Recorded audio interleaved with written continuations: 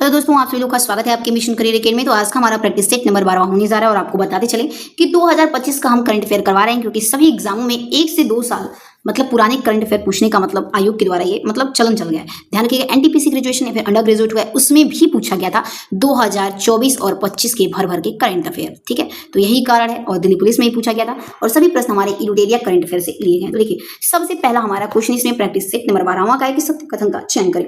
तो इसमें सी कट हो जाएगा, दोनों कथन क्या है, सही है।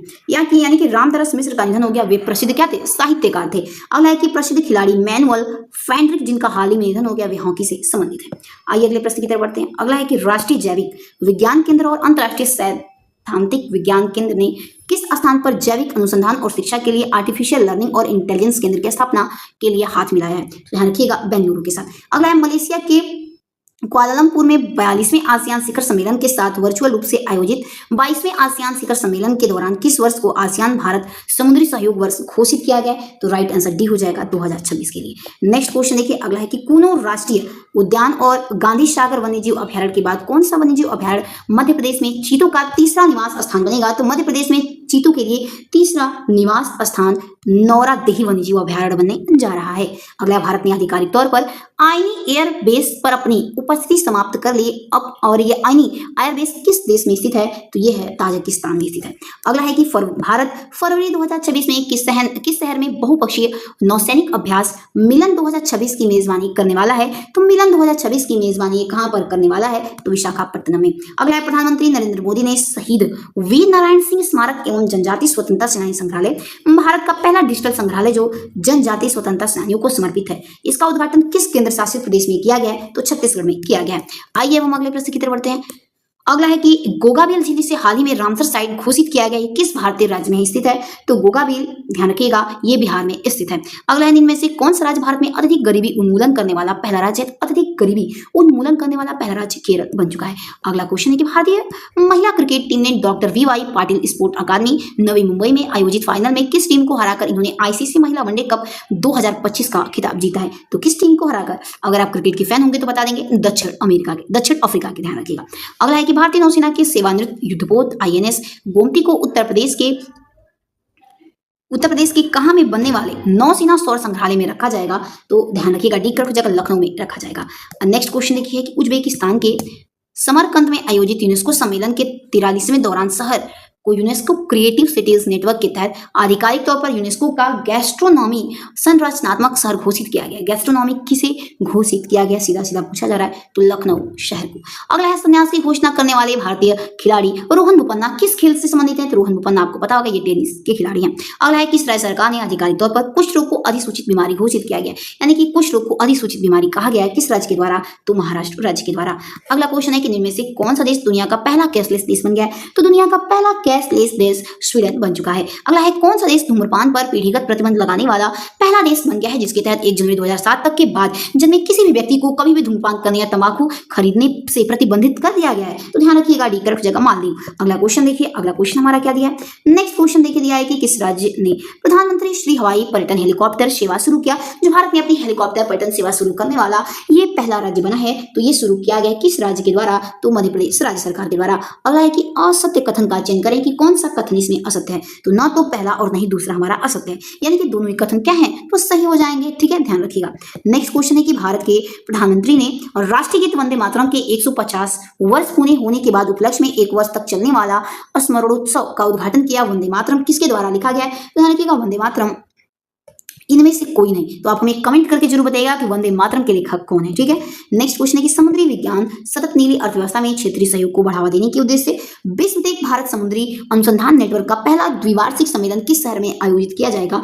तो इसका आयोजन, ध्यान रखिएगा, कोच्चि में किया जाएगा। अगला है, कौन सा सरकारी और निजी दोनों क्षेत्रों को सभी महिलाओं कर्मचारियों को प्रति माह 1 दिन का स्ववेतन मासिक धर्म अवकाश स्वीकृत कराने वाला देश का पहला राज्य बन चुका है? तो ये बना है कर्नाटक। आइए अगले प्रश्न की तरफ बढ़ते हैं। अगला है, कौन सा देश 2026 में एशियाई युवा तीरंदाजी चैंपियनशिप की मेजबानी करेगा? तो एशियाई युवा तीरंदाजी चैंपियनशिप की मेजबानी 2026 में, ध्यान रखिएगा, ये करने जा रहा है संयुक्त अरब अमीरात यानी कि यूएई के द्वारा किया जाएगा। अगला है, केंद्रीय विद्युत मंत्री ने किस स्थान पर भारत की सबसे बड़ी और पहली 3 मेगावाट घंटे वाली क्षमता वेनेडियम रेडॉक्स फ्लो बैटरी प्रणाली का उद्घाटन किया है? तो ध्यान रखिएगा सी करेक्ट हो जाएगा ग्रेटर नोएडा में।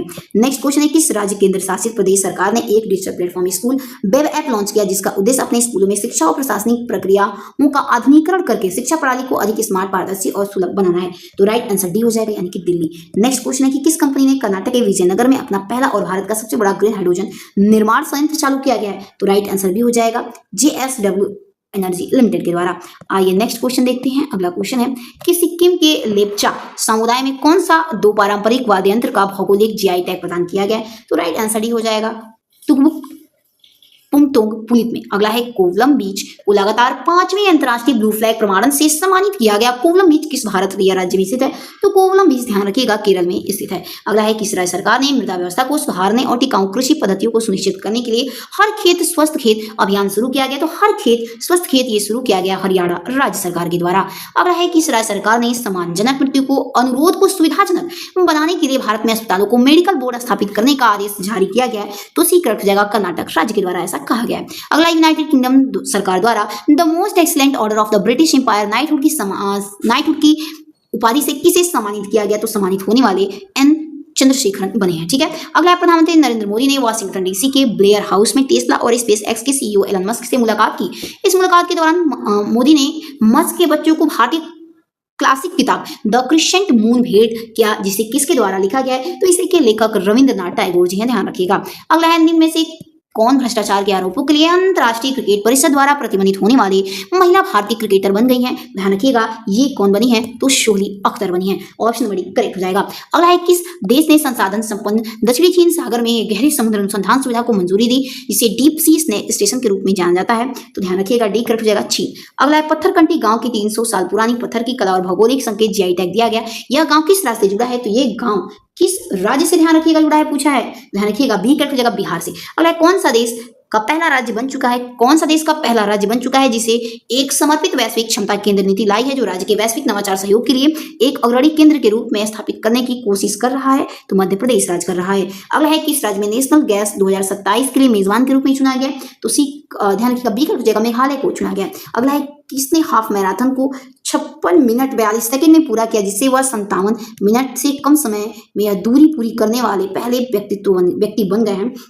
तो एक जगह जैक बल क्लिम जो बन चुके हैं। अगला है भारत के 38वें राष्ट्रीय खेलों में सेवा खेल नियंत्रक SSCB ने 121 पदकों के साथ शीर्ष स्थान प्राप्त किया जिसे 68 स्वर्ण 26 रजत और 27 कांस्य पदक हासिल किया। किस राज्य में रनर अप का स्थान प्राप्त किए हैं? तो ध्यान रखिएगा राइट आंसर इसमें भी हो जाएगा महाराष्ट्र। अगला क्वेश्चन है कि भारत सरकार ने एकीकृत प्रधानमंत्री अन्नदाता आय संरक्षण अधिनियम योजना किसके तहत जारी की है?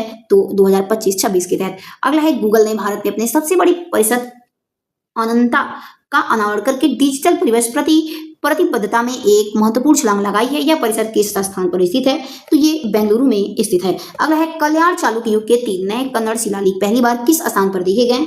तो ये विकाराबाद तेलंगाना में देखे गए हैं। अगला है कौन सी कंपनी तरल ईंधन वाले सुपरसोनिक रैमजेट इंजन विकसित करने वाली निजी भारतीय कंपनी बन गई है जो अगली पीढ़ी को मिसाइल और उच्च गति वाले हवाई प्लेटफॉर्मों के लिए महत्वपूर्ण प्रोडोदन तकनीकी है? तो ध्यान रखिएगा बी करेक्ट हो जाएगा हाइप्रिक्स एविएशन ये बन चुकी है। अगला है किसने दिल्ली की नवी मुख्यमंत्री के रूप में शपथ ली जो इन पद को संभालने वाली चौथी महिला बन गई हैं? तो दिल्ली की नवी मुख्यमंत्री के रूप में कौन कार्य कर रही हैं? तो रेखा गुप्ता कार्य कर रही हैं। अगला इनमें से किस कंपनी ने मोजोराना 1 पेश किया जो दुनिया की पहली क्वांटम चिप है जिसे व्यावसायिक रूप से व्यवहार्यता क्वांटम कंप्यूटर के उत्पादन विकास में तेजी लाने के लिए डिजाइन किया गया है जिससे वे दशकों के बजाय वर्ष के भीतर ही औद्योगिक पैमानों की समस्या को हल कर सकेंगे? ध्यान रखिएगा राइट आंसर इसमें सी हो जाएगा माइक्रोसॉफ्ट के द्वारा। आइए अगले प्रश्न की तरफ बढ़ते हैं। अगला है कि केंद्र सरकार ने नीति आयोग के मुख्य कार्यकारी अधिकारी VR सुब्रमण्यम का कार्यकाल कितने तक बढ़ा दिया है? तो डी करेक्ट हो जाएगा 1 वर्ष तक। अगला 2025 में time women of the year सूची जारी की गई है। इस सूची में एकमात्र भारतीय महिला कौन है? तो पूर्णिमा देवी वर्मन है। अगला राज्य सरकार ने मुख्य आर्थिक सलाहकार का कार्यकाल 2 साल तक बढ़ाकर 2027 तक कर दिया है। तो ध्यान रखिएगा वी अनंत नागेश्वर का। अगला है किसे अंतर्राष्ट्रीय अंतरिक्ष स्टेशन के मिशन में भाग लेने वाले पहले शारीरिक रूप में विकलांगता व्यक्ति बनने की मंजूरी दी गई है? तो राइट आंसर डी करेक्ट हो जाएगा जॉन मैकफॉल को। अगला माउंट डुकोनो में विस्फोट हुआ जिसके बाद देश की ज्वालामुखी विज्ञान में भूवैज्ञानिक आपदा न्यूनीकरण केंद्र के विषानन चेतावनी जारी की। माउंट डुकानो किस देश में है? तो माउंट डुकानो ये इंडोनेशिया देश में स्थित है। अगला प्रसिद्ध ओडिसी उस्ताद जिन्हें अक्सर ओडिसी नृत्य के जनक के रूप में जाना जाता है उनका निधन हो गया है। यानी कि प्रसिद्ध ओडिसी उस्ताद किसे कहा जाता है? तो ध्यान रखिएगा मायाधर राउत को कहा जाता है। तो चलिए दोस्तों मिलते हैं अपने अगले वीडियो में। वीडियो पसंद आए तो इसे अधिक से अधिक लाइक एंड सब्सक्राइब जरूर करेगा। तब तक के लिए जय हिंद जय भारत दोस्तों।